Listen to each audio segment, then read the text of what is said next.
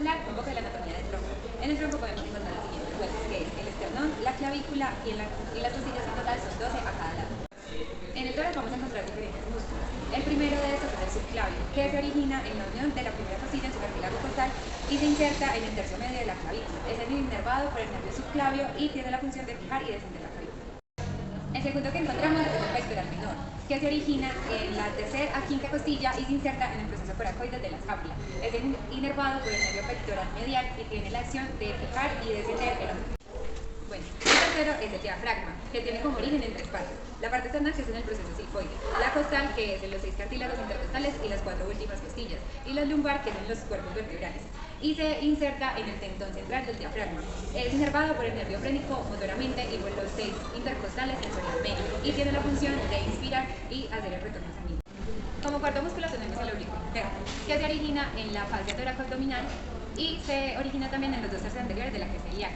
Se inserta en los bordes inferiores de las costillas 10 y 12 y en la línea alba. Es inervado por los nervios toracoabdominales y los primeros nervios lumbares.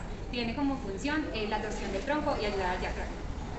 Bueno, en la parte anterior tenemos el serrato anterior, que se origina en las caras externas de las porciones laterales de las costillas 1 a la 8 y se inserta en el borde medial de la escápula. Está inervado por el nervio torácico largo y tiene como función protraer y sujetar la escápula.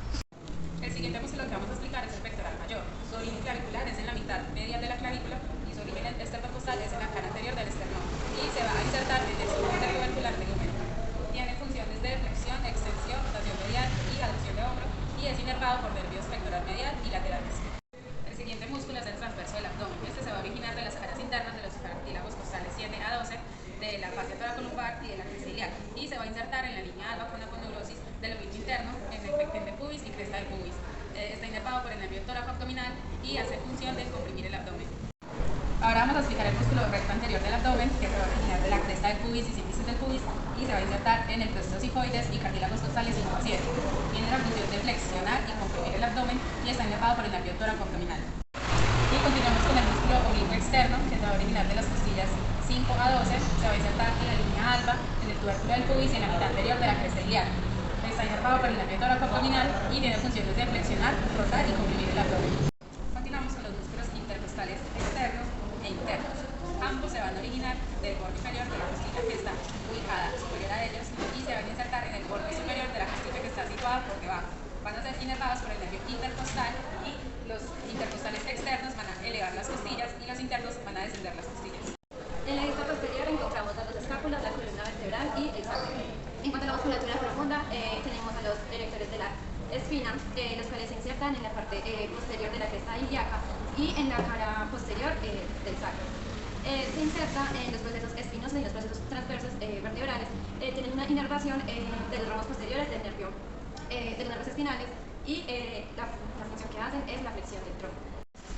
En cuanto a la musculatura del canal medio, tenemos el elevador de la escápula, que se origina en los tubérculos de los procesos transversos del C1 a C4 y se inserta en el borde medial de la escápula. Está inervado por el nervio dorsal de la escápula y realiza el movimiento de elevación de escápula. También tenemos el músculo serrato posterior superior, el cual se origina en el ligamento nucal y en los procesos espinosos de la C7 a T3. Se inserta en los bordes superiores de la segunda y cuarta costilla. Está inervado por el nervio intercostal y su función es elevar las costillas. Los serratos posterior inferior, el cual se origina en los procesos espinosos de las vértebras T11 a L2. Se insertan en los bordes superiores de la octava y doceava costilla, tiene una inervación por el nervio intercostal y subcostal y realiza la acción de descenso de costillas. Bueno, el siguiente músculo es el trapecio. Este se origina en el tercio medial de la línea nucal superior y en la parte occipital externa.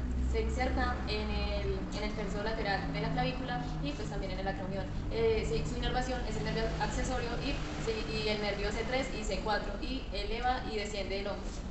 El siguiente músculo es de la espina cervical, que se origina en el ligamento nucal y en los procesos espinosos de las vértebras C6 y T11. Su inserción son los procesos transversos de las vértebras C3, C1 o C4. Su inervación son los ramos de los nervios espinales y hace flexión, extensión y rotación de cabeza. Bueno, el siguiente es el romboides menor y mayor. El romboides menor se origina en el ligamento nucal y en los procesos espinosos de las vértebras C7 y T11.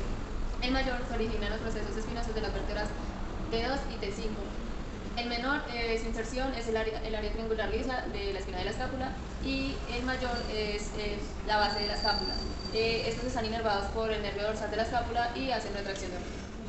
Bueno, el siguiente músculo es el dorsal ancho. Su origen es la fase toracolumbar y la cresta ilíaca. Su inserción es el suelo del surco interclavicular del húmero. Su inervación es el nervio toracodorsal y hace rotación medial, flexión, extensión y elevado. Bueno, el siguiente músculo es el cuadrado lumbar, que se origina en los bordes inferiores de la 12ª costilla. Su inserción son los ligamentos iliolumbares. Su inervación son los ramos anteriores de los nervios T12, L1 y L4, y hace extensión y rotación lateral de fondo.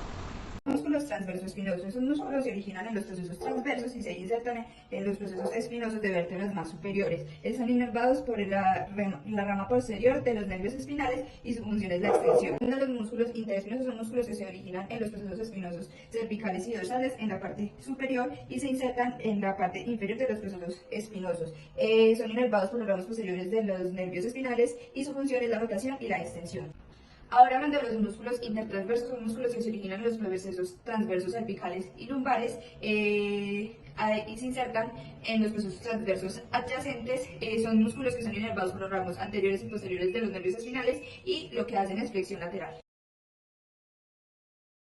Vamos a hablar sobre la columna vertebral apoyándonos de esta maqueta.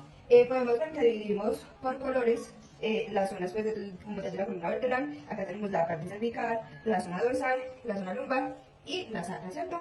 Los negros son los discos intervertebrales. Pues vamos a mostrar un poquito de la anatomía que es necesaria para explicar la biomecánica de la columna vertebral.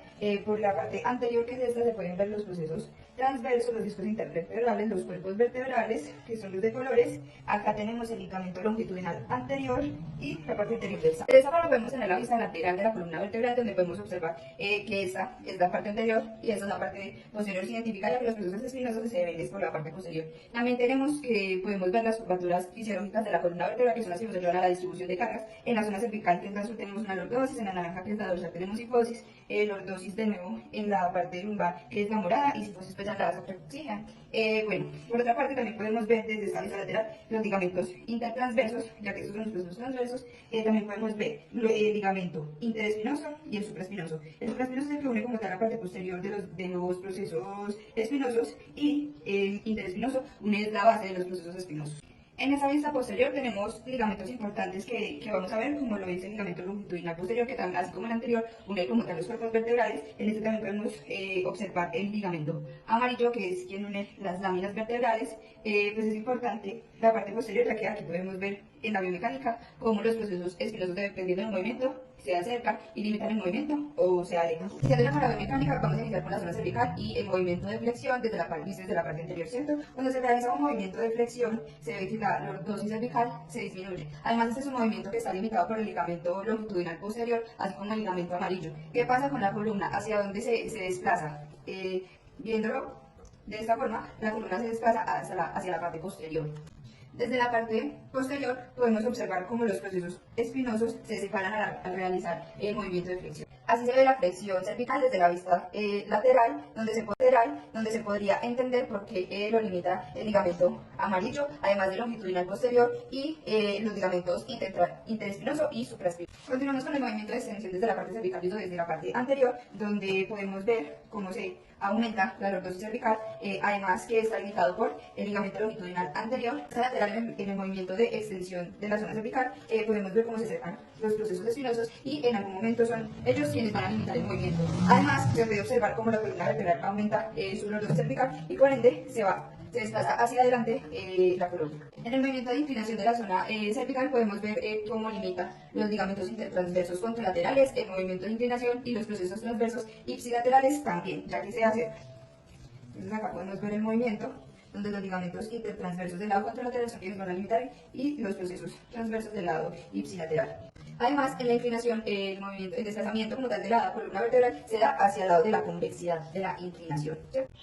Ya para la rotación, quienes entran a limitar el movimiento son los ligamentos que se encuentran en la parte de los procesos espinosos, y al realizar la rotación se va a generar tensión en los mismos. Continuando con la zona dorsal de la columna vertebral, vamos a iniciar como tal con el movimiento de flexión, donde podemos observar cómo se aumenta la cifosis dorsal, y quienes limitan el movimiento de flexión en la parte dorsal son los ligamentos longitudinal posterior, ligamentos amarillos y los interespinosos y supraespinosos. Realizando la flexión dorsal desde la vista lateral podemos ver cómo los procesos espinosos se alejan, además de la tensión que se genera en los ligamentos espinosos y el ligamento longitudinal posterior, así como en los amarillos.